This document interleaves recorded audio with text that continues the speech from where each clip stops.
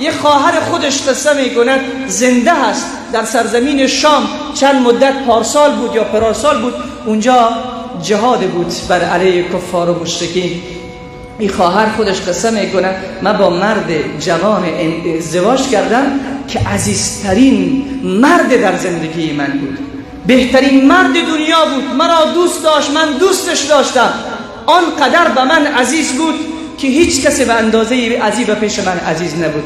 2 ماه از عروسی ما تیر شده بود، 2 ماه از عروسی ما تیر شده بود. جوان خوب گوش کن، امروز جوان را بار بار برش میگیم پابجی نزن، باز کار خود را میکنه، بار بار برش میگویی گناه نکن، باز از مسجد بیرون شد به گناه مصروف است. این جوان را ببینید، این هم جوان است، اصحاب پیامبر نیست، انبیا نیستند، ولی بدون شک ولی از اولیای الهی است. میگوید 2 ماه از عروسی ما تیر شده بود، یک زندگی گرم داشتیم، زندگی با محبت داشتیم. این گونه نامه اعمال را پر کن عزیز من، این گونه نامه اعمال را پر کن. میگه خیلی زندگی خوبی داشتیم. میگه یک روز به من شوهرم گفت که همسرت من عاشق یک دختر دیگر شدم، عاشق یک دختر دیگر شدم، خیلی دوستش دارم، به من اجازه بده که من به نزد از او برم.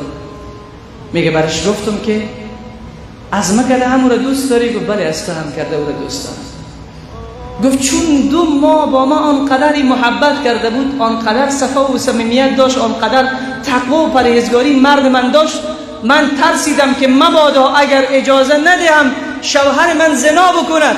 من گفتم شوهرم برو با اون زن ازدواج بکن، هر کسی که هست من راضی هستم به قضای پروردگار، برو ازدواج بکن، ولی نمیخوام زنا کنی. گفت پول ندارم، با چی ازدواج کنم؟ میگه اندیشیدم، گفتم شوهرم مقدار طلا دارم میارم به تو میدهم، این طلاها را بفروش، برو ازدواج بکن. این را خود اون خواهر قصه میکنه از زبان خودش. میگه گفت نه، روزهای خواهرت آمد که به تو سخت میگذرد، این طلا شاید او روزها به تو کار بیاید. گفتم نه خیر، تو عزیزتر هستی به من، رضای تو رضای من است، خوشنودی تو خوشنودی من است، این طلاهای مرا بفروش، برو با اون زن ازدواج بکن. میگه این طلاها را گرفت رفت فروخت، بعد اسباب خود را جمع کرد، با من خداحافظی کرد، گفت برمیگردم، حرکت کرد و رفت. میگه یک روز شد 10 روز شد 20 روز، تماس میکشید، فقط میگفت که من رسیدم به اون دختر، با کنار اون دختر هستم، برمیگردم یک روزی.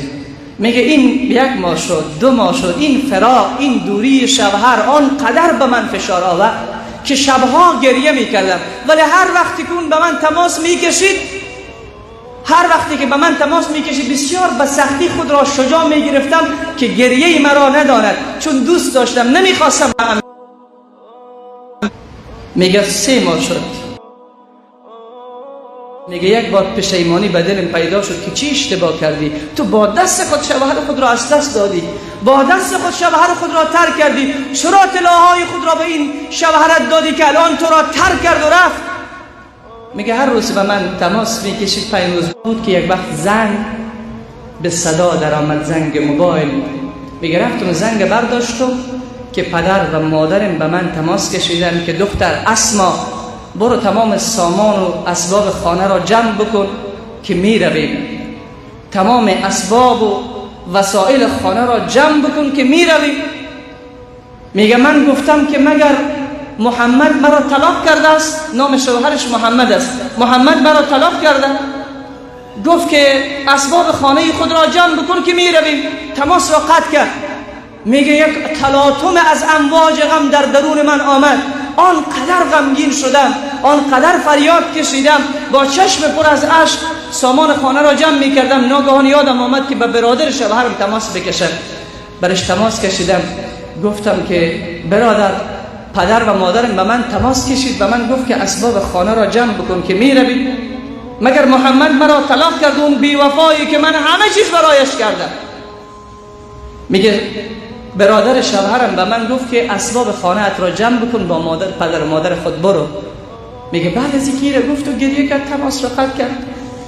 میگه آنقدر آتش در درون من شعله‌ور شد که نه زمین جای میداد نه آسمان. میگه در همین لحظه بود که من اسباب خانه را، وسایل خانه را جمع میکردم که دروازه حویلی زده شد، در را باز کردم دیدم پدرم و مادرم. میگه گفتم مادر جان دیدی داماد بی وفایت را؟ دیدی دامادی که من چقدر دوست داشتم، عزیزترین مرد دنیا به نظرم بود، آخر مرا طلاق کردین بی وفا. میگه مادر مرا به آغوش کشید، گریه میکرد. پدرم دیدم که چشمانش پر از اشک است، گفتم که از طلاق دختر خود گریه میکنم. میگه پدرم گفت که دخترم بدگمان به شوهرت نشو، اون زن نگرفته، اون الان به آغوش ربش هست، اون شهید شده در راه الله.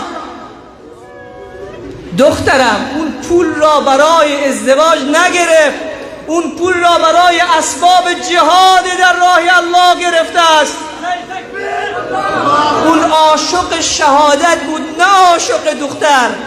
اون عاشق حوران جنت بود، نه عاشق زنان دنیا. الان شوهرت به آغوش پروردگار رفته است، شوهرت شهید شده.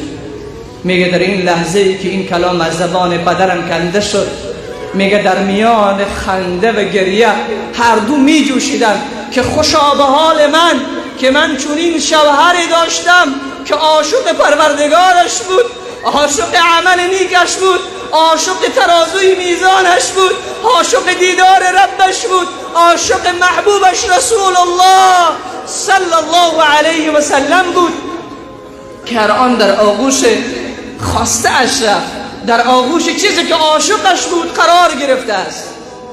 عزیز من، جوانان این امت، جوانان امت رسول الله صلی الله علیه و سلم برای نامه نیک اعمالشان چی کاره که نکردن؟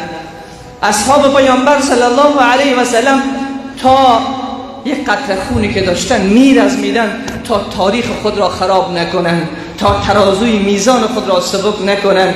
الله میفرماید فمن یعمل مثقال ذره خیرا یره ومن یعمل مثقال ذره شرا یره. وقتی دو تا آیه نازل میشه، ابو سعید الخدری رضی الله تعالی عنه به محضر رسول الله صلی الله علیه و سلم حاضر میشود، میگوید یا رسول الله، هر گناهی که ما کردیم روز قیامت به ما نشان داده میشود؟ میگوید بله، هر گناهی که شما کردین روز قیامت به شما نشان داده میشود. عرض میکند یا رسول الله، گناهان کبیره ما را هم نشان داده میشود؟ میگوید بله. باز عرض میکنند یا رسول الله، گناهان صغیره ما را هم نشان داده میشود؟ عرض میکند بله، اگر به اندازه مرچه بسیار ریز و کوچکی که درست به چشم دیده نمیشود، اگر شما عمل بد انجام بدهید روز قیامت میبینید او را. پیش از این آیه که نازل میشد، صحابه یک تا خرما را انفاق نمی کردن، یک توتنان خرد را انفاق نمی کردن. می گفتن این چیزی نیست که ما با این ثواب بگیریم. اگر یک سائل می آمد، یک فقیر می آمد دست دراز میکرد که چیزی به من بده، و یک خرما را نمی دادن، یک توتنان را نمی دادن، یک توتنان جوین را نمی دادن. می گفتن این چیزی نیست، به پیش خدا شمار نمیشه، به این اجر نمی گیریم. وقتی این آیه نازل شد، فمن یعمل مثقال ذره خیرا یره، اگر به اندازه ذره هم کار نیک بکنین شما روز قیامت، الله رب العزت و الجلال اون را به شما نشان میدهد. صحابه آنقدر تلاش میکردند به انجام کار نیک که کوچکترین کار از پیششان نمیماند. وقتی ابو سعید الخدری خبر شد که کار بد و کار نیک چقدر کوچک باشد روز قیامت نشان داده می شود، بعد عرض کرد یا رسول الله، من هلاک شدم، بسیار گناهان زیاد کردم. رسول الله صلی الله علیه و سلم رو کرد به ابو سعید الخدری، ای ابو سعید الخدری، اگر تو یک کار نیک بسیار کوچک انجام بدی، الله 10 70 700 7000 7 لک 7 میلیون کیف یشا، چگونه ای که بخواهد در برابر یک کار نیک که خوش اون آمده، الله بیشتر از 7 میلیارد اگر بخواهد در نامه اعمال تو حسنات نوشته میکنه. بگو الله اکبر. ولی ای ابو سعید الخدری، اگر تو بزرگترین گناه را انجام بدی، یک گناه نوشته میشود. تکبیر. این لطف خدا نیست؟ اونم در ماه مبارک رمضان چی می شود که همین افطاری هر کدام ما یک فقیری که داریم، یک همسایه‌ای که داریم، یک فقیری که در شهر و بازار می بینیم، یک 10 افغانی 100 افغانی بکشیم از جیب ما بگوییم که ای بر راه تو پروردگار، امروز از یک عالم دین تو شنیدم که یک کار نیک بسیار خرد روز قیامت به اندازه کوها از حسنات می شود. یا الله اگر 30 روز من روزه درست نگرفتم همین را برای تو می دهم. این را خود می توانیم ما.